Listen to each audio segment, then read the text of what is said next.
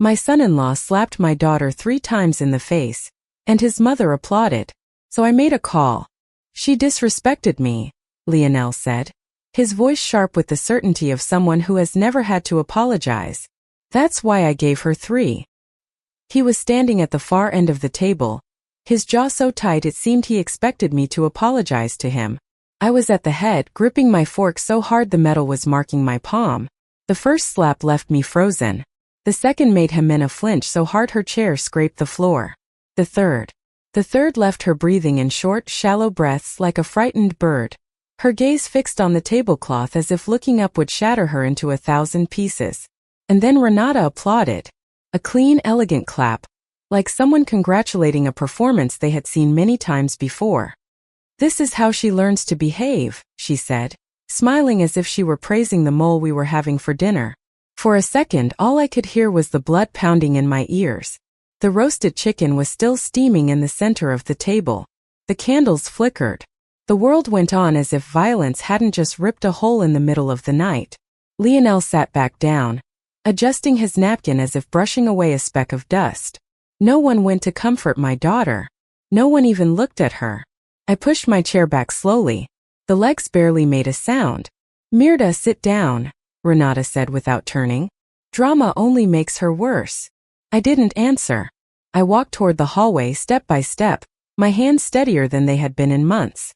I took my phone out of my sweater pocket and dialed a number I had sworn I would never use again. They answered on the other side. Activate level 2, I said quietly. I need eyes. There was a brief silence. Then, understood. I returned to the dining room. The shadows stretched long across the floor. I knew this was just the beginning. The table looked like something out of a magazine. An impeccable white tablecloth, silverware that gleamed, heavy plates with scalloped edges that Jimena had chosen for her wedding. Lionel had insisted on grilling the meat himself, even though the kitchen reeked of burnt rosemary and pure showmanship. Renata brought her usual wine. The one she never failed to mention cost double what normal people pay. And through it all, Jimena smiled that smile women put on when there are cameras or consequences. She was wearing long sleeves in May, despite the heat and the lack of air conditioning in the house. She said she'd been feeling cold lately, but I saw how she held her elbow as if it hurt to lift her knife. She moved her food from one side of her plate to the other, barely touching her wine. When she spoke, her voice came out small, as if her soul had shrunk. Lionel filled the silences with noise. His new clients, the land he wanted to flip in Baja, the millions he was going to make. Renata corrected him every other sentence and cut me off every time I opened my mouth. And you, Mirda, how's retired life? She asked with that smile that doesn't reach the eyes. It must be dreadfully boring to go from the courthouse to crosswords. I ignored her. I only saw Jimena.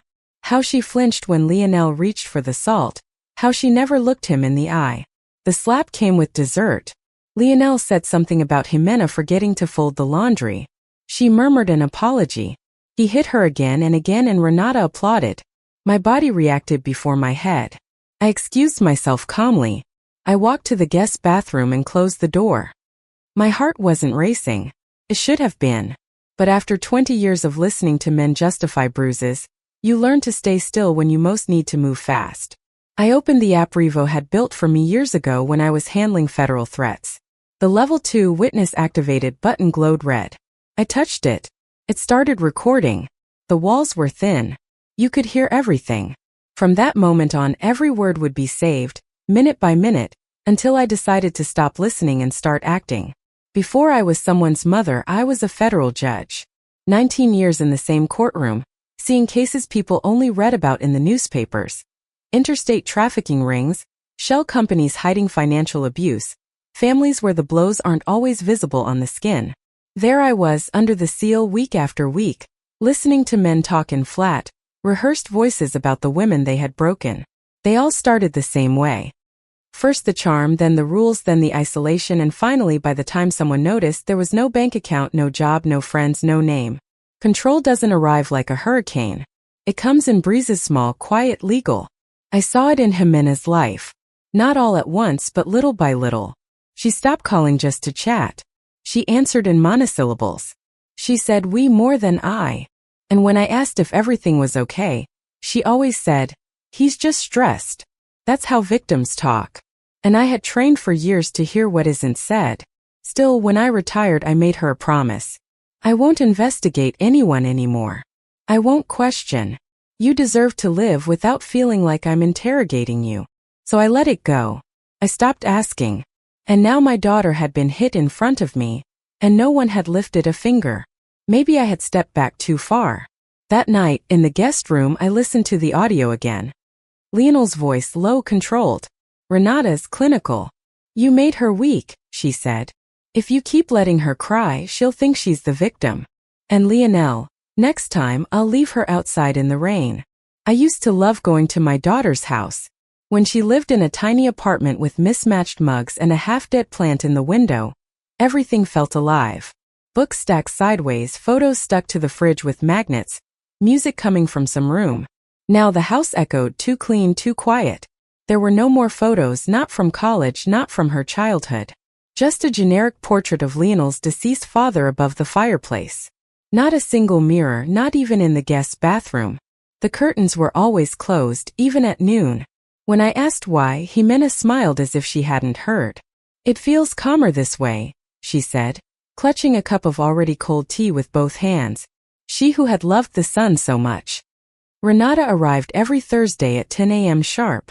She let herself in with her own key, carrying lemon oil and a planner.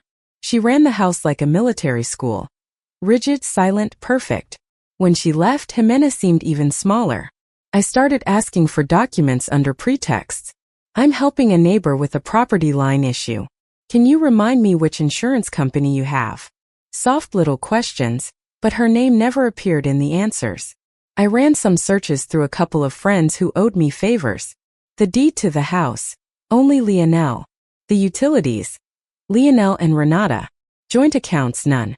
Credit card. A single authorized user, monthly limit of 8,000 pesos. It wasn't that Jimena had nothing. It was that, on paper, she no longer existed.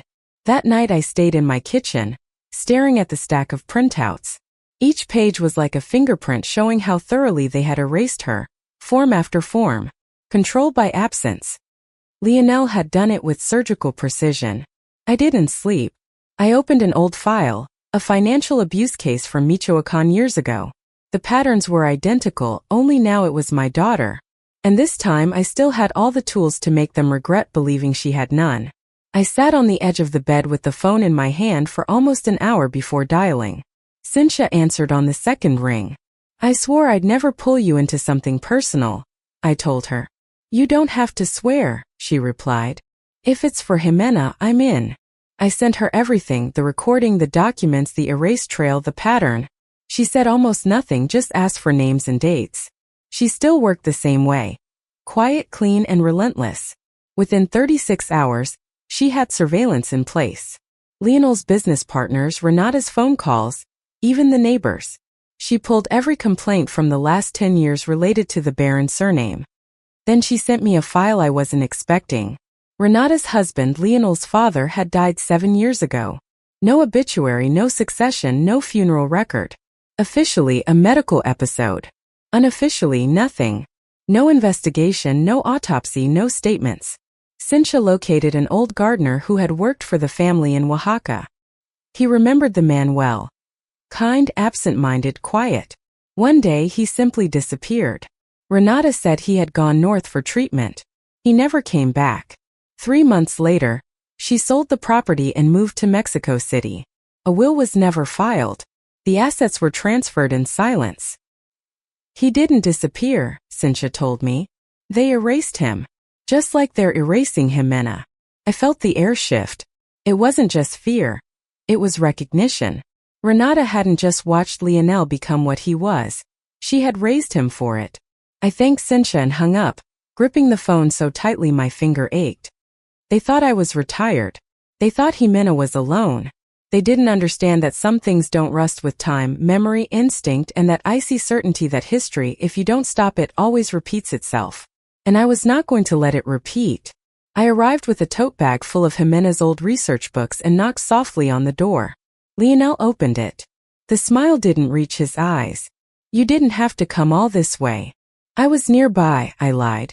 I thought these might be useful for a project at the lab. He let me in, poorly hiding his desire for me to leave. I gave him the bag and walked slowly toward the coat rack in the entryway, one of the few places where there was still a mirror, and let my phone drop into the pocket of the coat hanging there. It was already recording. I'm not staying, I said calmly. I just wanted to see her for a second. He didn't even call for her. He just shrugged and went into the kitchen. As soon as I got in my car, I took out the other phone and stopped the recording. 37 minutes. Location marked. Exact time. I drove home in silence, gripping the steering wheel tighter than necessary. That night I listened. First soft voices, then tones rising like waves. Lionel's voice. You humiliated me in front of her. Do you think I don't see what you're doing? Jimena's broken. I didn't say anything. And Renata's. If she talks to anyone again, we'll leave her on the street without a cent, without a name, without support. Let her go cry to whoever will believe her. Then silence and Jimena's soft weeping. I listened to it 3 times. I didn't cry. I didn't stop. I sent it to Cynthia with a single line.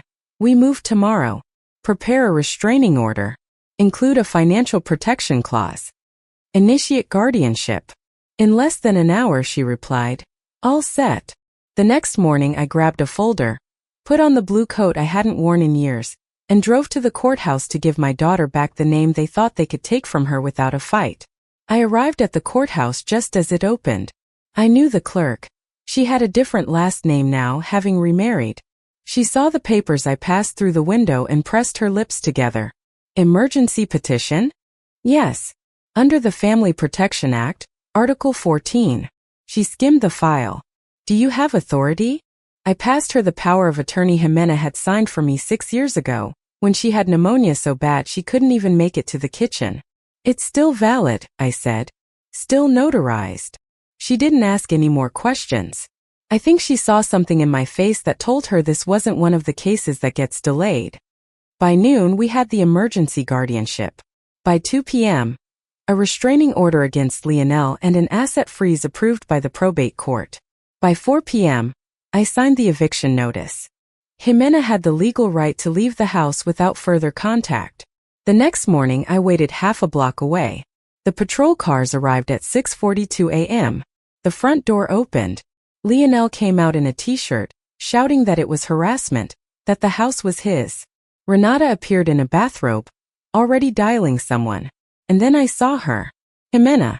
She came out barefoot with no suitcase, no purse, just her keys and her old university sweatshirt, the sleeves pulled down over her knuckles. She didn't look back, didn't speak.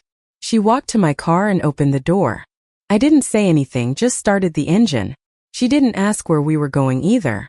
We passed a gas station, a bakery, a church with a broken bell. Her hands never stopped trembling. But when we got to my house and I handed her a glass of water, she held it steady. Then she asked, Do I still have a bank account? I opened the manila folder I'd brought from the courthouse. Inside were the transfer confirmations, the protection orders, and the first piece of paper with her name on it, big and centered at the top. Lionel's lawyer tried to sell it as stress. A misunderstanding, a misquote. He said the audio was edited and the accounts were a clerical error. He blamed the slaps on cultural differences. When Renata took the stand, she yelled so much the judge had to call her to order twice. This is a witch hunt, she shrieked. This woman has always hated us. She's using the system as a weapon. I didn't speak. I sat 3 rows back, my hands folded in my lap. The binder on the prosecutor's table was mine. Perfectly labeled tabs. Audio recording, deed transfers, medical gaps, digital isolation records, witness statements. Jimena never had to testify. The judge read every page. Every second we documented went into the record. The bruises on her ribs from 2 years ago. The email she never sent from her university account that read, I think they're erasing me. The recording where Renata explained how to leave a partner with no home of her own. The trial lasted 3 days. Lionel was sentenced for coercive control, domestic violence, and financial fraud. 5 years, no parole. Renata for obstruction and false testimony. 18 months with probation to follow. I didn't stay to hear the final words. I left as soon as the gavel fell. Outside, the wind lifted a corner of my shawl. I stood in the parking lot and looked at the courthouse windows. I remembered all the women who had sat there before, begging me to believe them. This time the evidence spoke for them, and this time it was enough. When I got home, Jimena was in the kitchen, cleaning the spice rack. Something about the calm rhythm of her hands, throwing out what was no longer good, made me pause. She didn't look at me, but she spoke serenely. "We can go tomorrow. I want to see the apartment again." I nodded. It was time for her to see the place that would finally be hers. Jimena moved in on a Wednesday morning, the kind that smells of wet earth and new beginnings. The apartment was small, 2 rooms and a kitchen, but it overlooked the arboretum. That mattered to her. She brought almost nothing. A few notebooks, a pot with the fern she thought had been dead for years, and a photo of us from the day she graduated. She propped it on the shelf without a word. By Friday she had all the windows open, even when it got chilly. She said it helped her breathe better. That weekend we went to the animal shelter together. She didn't even look at the puppies. She went straight to a corner where an old terrier was curled into a ball, one eye cloudy, limping on its left leg. She knelt down and whispered, "You and I, we get each other." She named him Parcha. The dog followed her from room to room as if afraid she might vanish. She started humming softly again when she washed dishes or folded laundry. I never said anything. I didn't want to scare the music away again. Some days I'd find her sitting on the floor, staring at nothing, not crying, just still, as if waiting for her body to catch up with her safety. I never interrupted her. I brought her groceries sometimes. I left books on her porch. I took Parcha for walks when she needed space. I didn't ask her to talk. I didn't mention the trial. That part of the story was already closed. One afternoon I found her moving furniture around, not for practical reasons but just to see what it felt like to decide where everything went. She smiled at me. "For real, I think I want to volunteer at the Arboretum," she said. Then she paused. "Or maybe somewhere else. Somewhere with more noise." I nodded. She wasn't whispering anymore. She was learning to take up space again. And the next morning, she asked if she could speak at the final hearing. The courtroom was silent but not tense. Listening. Jimena stood in the center, a little beyond the microphone, her hands at her sides. She brought no notes. She hadn't asked me to review anything. I hadn't offered. Her voice came out clear, not loud, not theatrical, but certain. For a long time I believed that if I stayed quiet I could keep the peace. That if I didn't make waves, I wouldn't drown in them. She looked at Lionel once and then not again. "They told me how to speak, what to wear, when to eat, who I could be with. First it didn't feel like control. Felt like care, like guidance. But that's how it starts. Not with blows but with silence."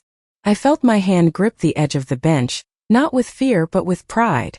They erased me from everything. From the accounts, the contract, the email, even from my own head.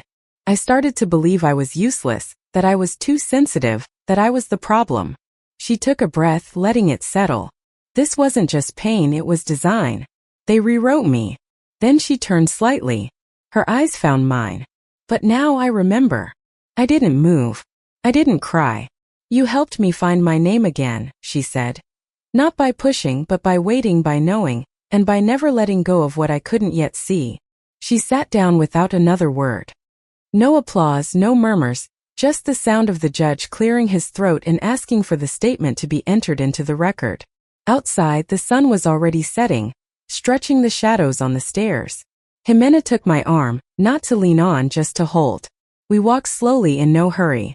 That night, she opened the folder with her new documents. ID card, lease agreement, a checking account in her own name. And on the last page, her name printed clearly at the top. Hers alone. No one else's.